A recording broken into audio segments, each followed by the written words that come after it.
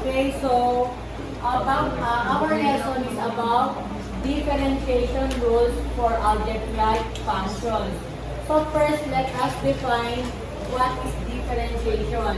It is a method used to compute the rate of change of a function with respect to its input of x.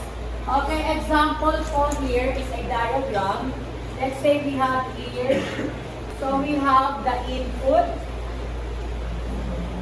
the process,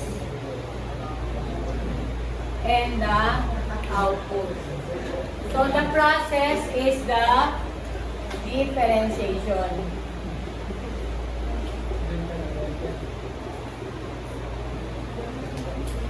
And then let's say we have here the f of x function. Let's say we have 3x raised to 2 plus 5x minus 7.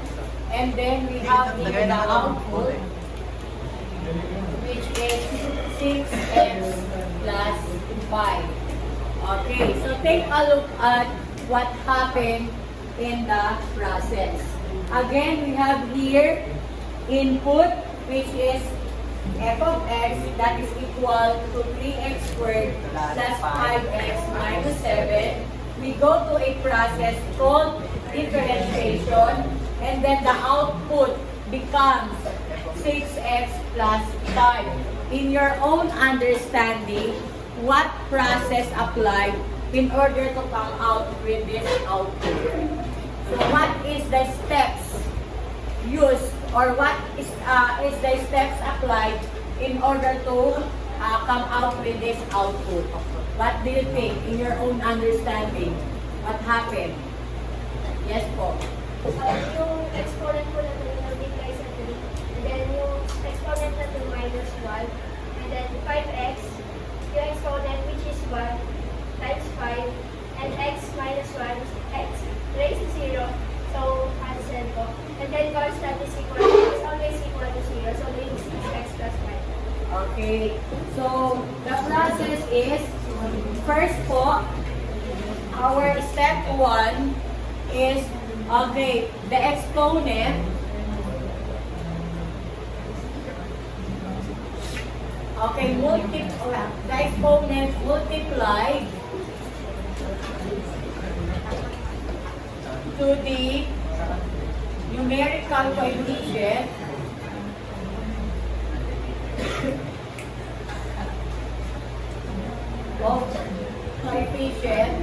of each term. So, sa bawat term po daw. So, we have here 2 times 3. That's why we have 6. The numerical coefficient is the number beside the variable. Since here we have here an imaginary 1, so 1 times 5 is 5. Next po is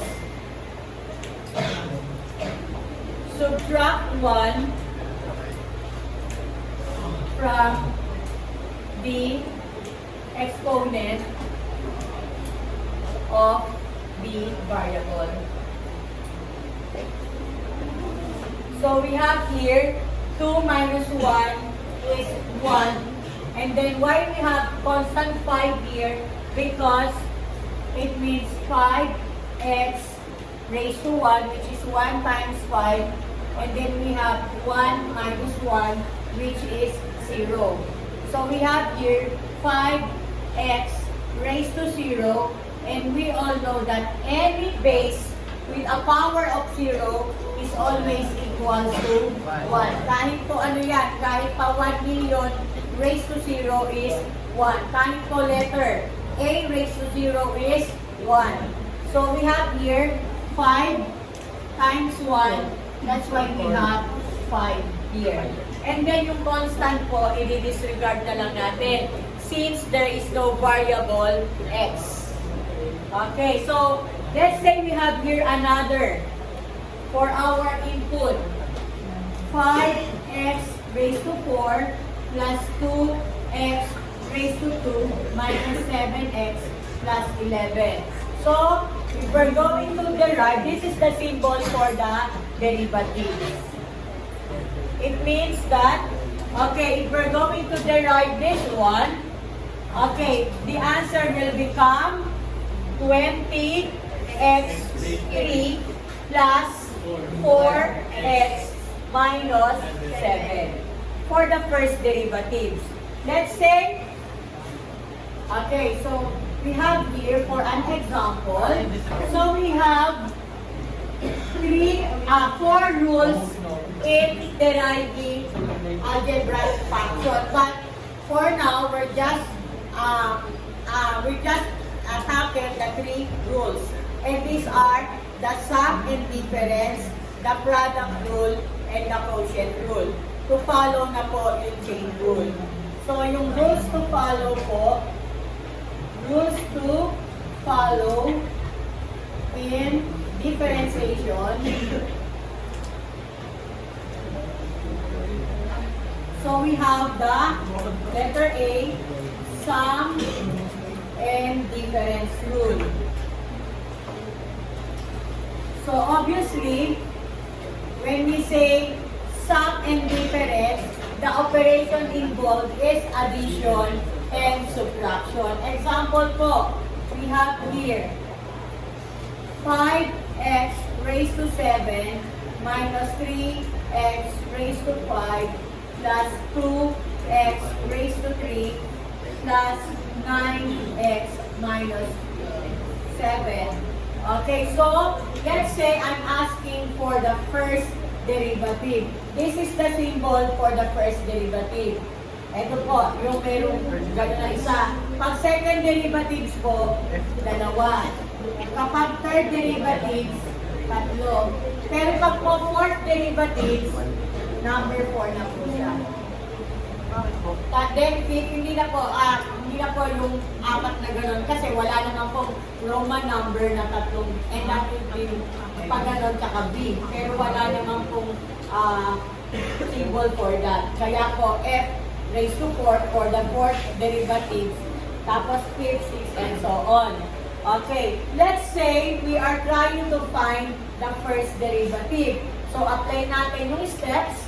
So we have 7 times 5, 35, then subtract 1, 6, minus 5 times 3, 15, subtract 1, 4, plus 3 times 2, 6, minus 1, plus 1 times 9, 9, and then that's it. Disregard yung constant 7.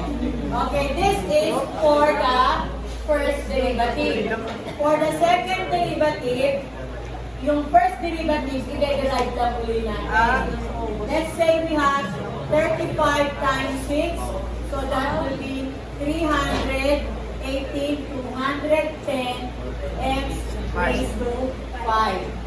Minus, then we have here what? 16 x raised to 3 plus 12x. Disregard na yung plus 9. Then, if we want to have the third derivatives, so we have here 0, 5, and then, so that will be 1050 x raised to 4 minus 180 x plus 12. Nasusundan po ba? And if you want the fourth derivative, the same process po ang gagawin. And that is for the sum and difference. Let's say I'm asking for the given, and then nakalagay lang po dito ay, okay, find the second derivative. Ibig sabihin, hanggang dito lang po ang gagawin natin, and ito po ang ating babawin na lang. Hindi na po natin kukunin yung third derivative. Let's say I'm asking for the fourth derivatives. You have to derive the third derivatives pa to get the fourth derivative. Ang problem lang dito is, okay, kapag mali yung first derivatives mo, obviously, mamamali ka na sa yung final answer. Nagkakaintindihan po ba? Okay, mamaya po we will have 4 example, okay, in each rules. Pero, isa-isahin ko lang muna i-introduce sa inyo yung rule. So, ito po yung sa sum and difference. Basta you know lang how to derive, okay, by following the steps, and then Ganun na po yun. Hanggang sa makuha lang po natin what is us. Nagkakaintindihan po ba? Okay, next. Yung next rule po natin is the product rule. So obviously, pag sinabi natin product rule, we are referring to multiplication. Pag sinabi natin multiplication, ibig sabihin there are factors to multiply. Di po ba? So let's say we have here f of x. Okay, 5x3 minus 4x squared. Multiply daw natin sa 6x2 plus 7. Okay, so what you're going to do, this is the first factor. Ito pong unang parenthesis is the first factor. The second parenthesis is the second factor. So what is the formula applied in getting the first derivative is by multiplying the first factor by the derivatives of the second factor plus the second factor multiplied by the derivatives of the first factor. So, paano po daw yun? So, our first factor, copy lang, 5x raised to 3 minus 4x squared times the derivative of the second factor plus the second factor times the derivative of the first factor. So we have now 5x raised to 3 minus 4x squared times 12x lang po. Then we have plus 6x squared plus 7 times 15x squared minus 8x. Kasi you get the derivative of this one, di ba? 3 times 5, 15. 3 times 1, 2. 2 times 4, 8. 2 minus 1 is 1. Ito naman po, ang derivatives nito, 2 times 6, 12. 2 minus 1 is 1. Nasusundan ba? And then, of course, multiply po natin. So, we have here 60 x raised to 4. Siyempre, we add the exponent when we multiply. Minus 4 times 12 is 48 x 3 plus, okay, ito naman po, you can have the 4 method, the long method, or the horizontal method. So, we have here, dito naman, ang ginawa na lang, pwede naman po na ganito. 15 po, itong 15 multiply to the two terms. So, 15 times 6 is 90. So, 90 x to the 4th. 15 times 7 is 5 times 3. So, that will be 105. X 5. Kasi you add the exponent. Nasusundan this is, ano ba ito? Nandito ba yung 3? Okay, so, ito lang po. Then, ito naman po ngayon, itong negative 8. So, negative 8 times 6, negative 48 x 3. Then, negative 8 times 7, negative 56 x. Then, combining like terms. So, yung dalawang raised to 4. So, we have 90 plus 60 is 150 x to the 4th. Then, yung raised to 3. So, we have negative 48. And negative 48 is negative 96 x 3. Then, we have, isa lang siya. So, positive 105 x2 and then minus 66x. Kapag asking for the second derivative, so yung first derivative, i-derive mo na lang ng sum and difference. Siyempre, naka-add na po siya. Naka-add and minus na lang yung operation involved. variable. So, pwede i-combine sila. So, this is the first derivative. Haba pala ng product Nasusundan ko. mo ba? Okay. Next po, yung quotient rule. Quotient rule. So, obviously, divide. So, pag divide, it is a form of fraction. Di po ba? Let's say we have here f of x is equal to 2x3 plus 5x squared over 7x minus 1. Okay, so this time, okay, ito po, of course, yung taas is our numerator and yung baba is our denominator. So the formula naman po daw, in order to derive, is denominator times the derivative of the numerator minus the numerator times the derivative of the denominator all over denominator raised to 2. So this will be the formula used. Okay, so try to have this one. Okay, by the formula denominator 7x minus 1 times the derivative of the numerator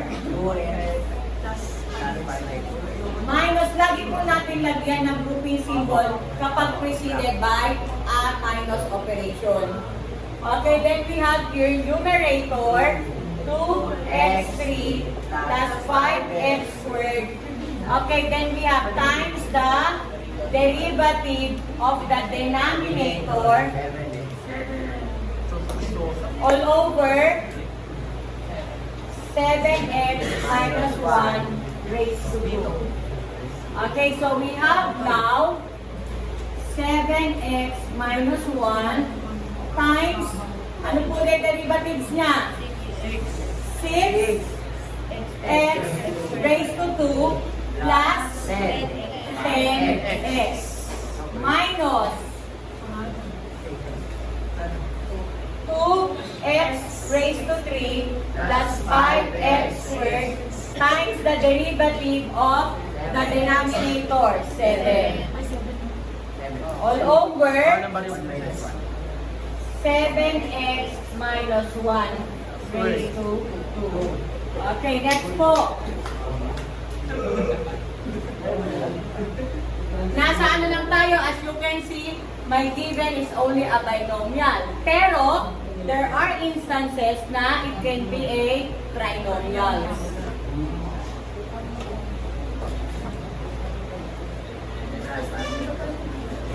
Okay, so now we have here 7x. So, ito muna pong 6x. Multiply natin dito sa first group. So, what is 6 times 7? So, we have 42x raised to 3. Ito po yun. Then, 6x squared times negative 1, negative 6x squared. Then, we have, ito naman po daw na 10x. So, 10x times 7x, positive 70x squared. 10x times negative 1, negative 10x. Minus, so we have here 7 times 2, 14x raised to 3, plus 35x raised to 2. Okay, all over. This time, dito po, as is na lang. Hindi na po natin siya kasi paano pagtatluhan. So, it will be burden for you. So, we have here 7x minus 1 raised to 2. Then, we have 42x raised to 3. Ito po, sama natin, minus 14x raised to 3. Kasi negative times positive is negative.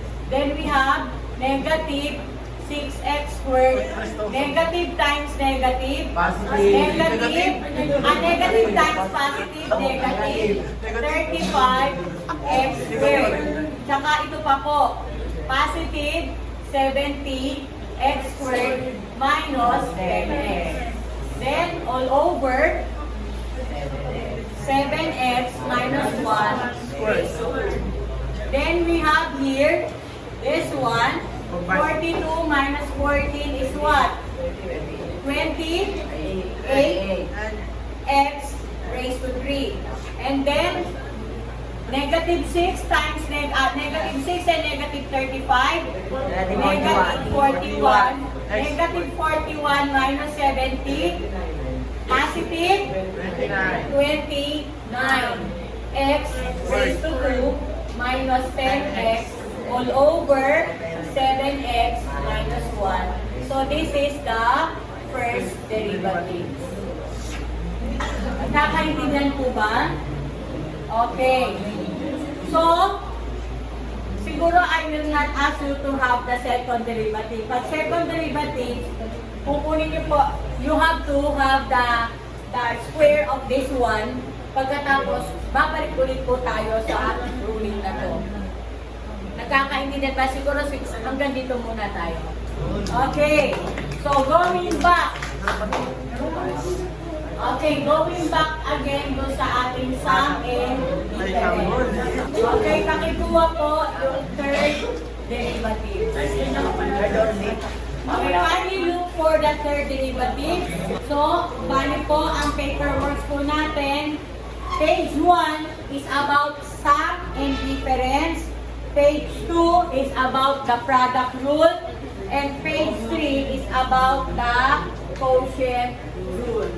54 x raised to 5 plus 32 x raised to 3 minus 6x plus 5. Disregard the okay, second derivative. 54 times 5 770 x squared plus 696 x2 minus 6. Third derivative. So we have 0,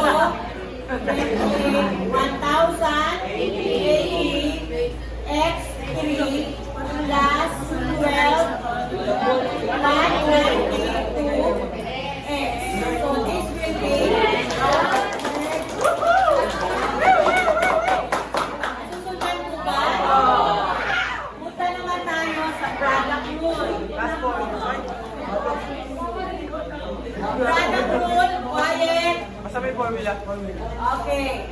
So we have 9x4 minus 2x3 times negative 3x3 plus 2x2. Product rule. Okay, eyes on the board. Ito po tumingin. Okay, so we have here 9x to the 4th minus 2x3 times the derivative of the second factor. Plus, yung ating pong first factor times the derivative of our second factor.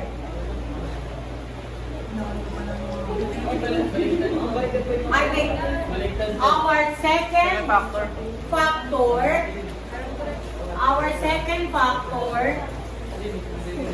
Bakit plus minus? times the derivative of our first factor. Ba't may plus minus, ma'am? Saan po? Negative. Plus, tapos negative. Ito po yung ano natin. So we have here, minus 2x3. So we have now, first factor, copy lang po natin. Kunin po natin yung derivative ng ating second factor, which is 3 times negative 3, negative 9x raised to 2, kasi minus 1, plus 2 times 2, 4x, plus, ito naman po factor times the derivative of our first factor. 4 times 9, 36, x3 minus 6x squared. Ito po yung sinasabi ko na tingnan nyo lang po if it will be much easier for you to add kung ganitong paraan po. So, we start with the negative 9x squared. Since as you can see, the highest po ay raised to 6. Kasi 4 plus 2 is pag-inad natin.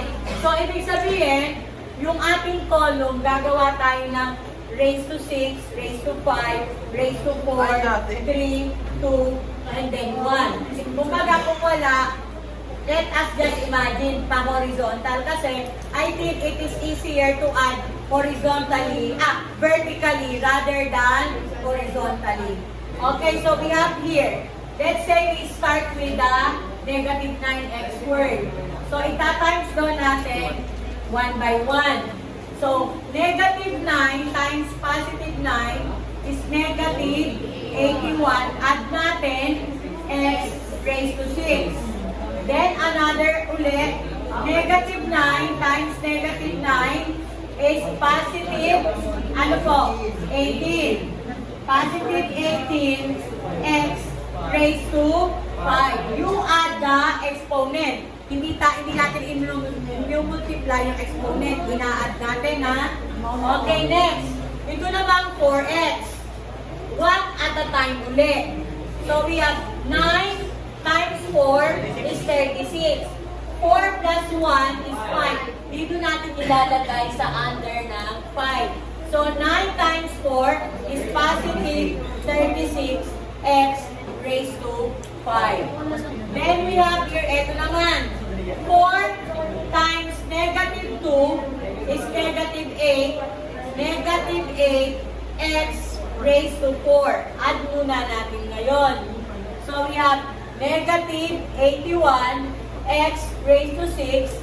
Add po, so we have 14, 54 x 5 minus 8 x 4. Ito naman pong kabila. So we have here, ito naman pong 36. I-multiply sa kanilang dalawa. So negative 3 times 36 is negative 108. So negative 108 x raised to 6. Ito naman po, 36 times 2, 72. 72 x 5. Sumunod, ito na po, ita-times sa kanilang dalawa. So, negative 3 times negative 6 is positive 18 x raised to 5. Dito natin ilalagay. X raised to 5. Nasusundan pa. Then we have negative 6 times negative 2, positive 2, negative 12. X raised to 4. Add natin ngayon. So, negative 108 x 6.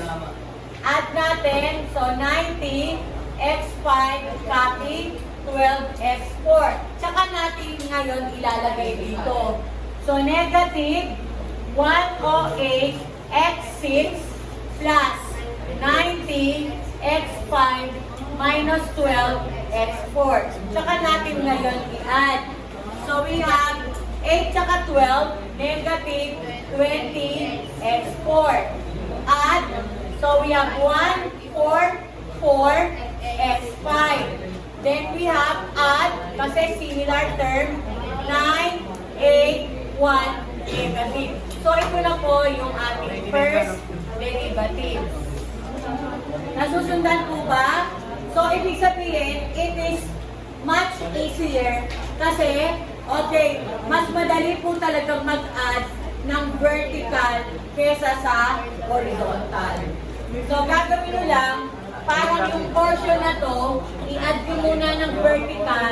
Itong portion na to, i-add mo ng vertical, tsaka nyo pagsamahin. Kapag magkaiba, tandaan na, pag tayo nag-a-add, pag magkaiba ang sign, nagsusubtract tayo. Tapos kinokopya natin yung sign ng mas malaking number. Pero Pero, binababa lang natin yung variable, yung kanyang like variable and like terms. Ay, yung kanyang like exponent.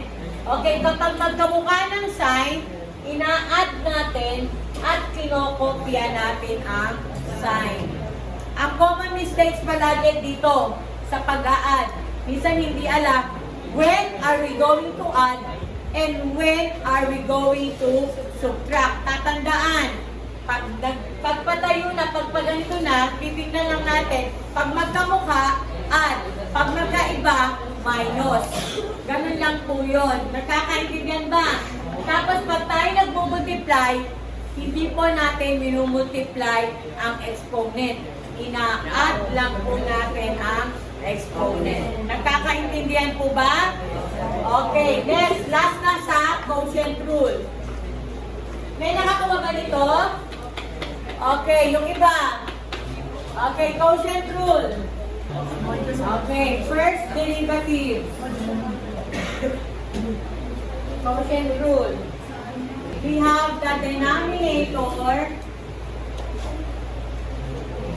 multiplied by the derivative of our numerator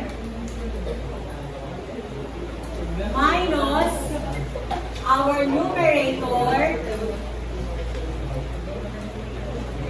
multiplied by the derivatives of our denominator.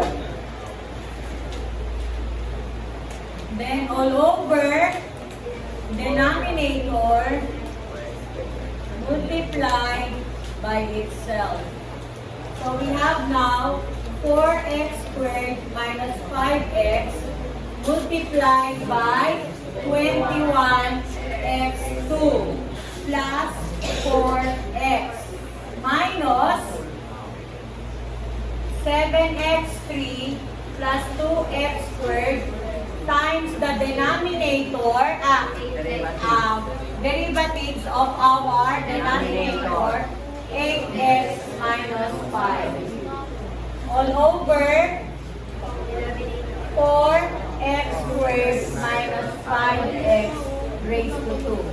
Then we have here, yung 21 po muna dito sa dalawa. So, you can have the my way kanina, yung vertical, pwede po yun. Okay, so we have here 21 times 4 is 84x raised to 4. Then 21 times 5 is negative 105 x3. Then ito naman, dito ulit sa kanilang dalawa. 4 times 4, 16x raised to 3. So plus 16x raised to 3. Then we have positive 4x times negative 5x, negative 20x squared. So we have 84x to the 4th, magkaiba ng sign, so you subtract. So pass a negative 89x raised to 3 minus 20x squared. Ito pa lang po yun. Then we have minus, ito naman. So ito muna 8x sa kanilang dalawa. So 7 times 8, 56. 56x raised to 4. Then we have 8x times 2x squared, positive 16x raised to 3. Tapos ito namang negative 5. Negative 5 times 7, negative 35x raised to 3. Then negative 5 times 2x squared, negative 10x raised to 2. To add 56x to the 4th, magkaiba ng sign na subtract. So we have negative 19x3 minus 10x squared. Palitan lang natin yung sign nito, ilalagay natin dito. Kasi minus. So magiging negative 56x to the 4th positive 19 x3 positive 10 x raised to 2. Then, follow yung like saka unlike sign. Magkaiba ng sign, subtract. So, we have 14 minus 6 is 8, 28 x to the 4th. Magkaiba ng sign, subtract. So, that will be negative 70 x3. Magkaiba ng sign, subtract, negative 10 x squared. Tsaka natin ilagay yung denominator na 4x squared minus 5x raised to 2. I-box po natin, yan na po yung first derivative. Nagkakaintindihan po ba? So you can have this way. Okay, gawin nyo muna yung numerator kasi parang copy-paste lang naman yung ating denominator. So, pwede pong gawin natin to separately. Gawin natin to separately by vertical method. Tapos, yung sagot natin sa pangalawa, automatic, papalitan lang natin ang sign dun at i-add natin dun sa unang nagawa natin na sum. Nagkakaintindihan po ba? Tapos, pag nakuha na natin, saka natin isulat yung denominator. I-box na natin, yun na yung sagot.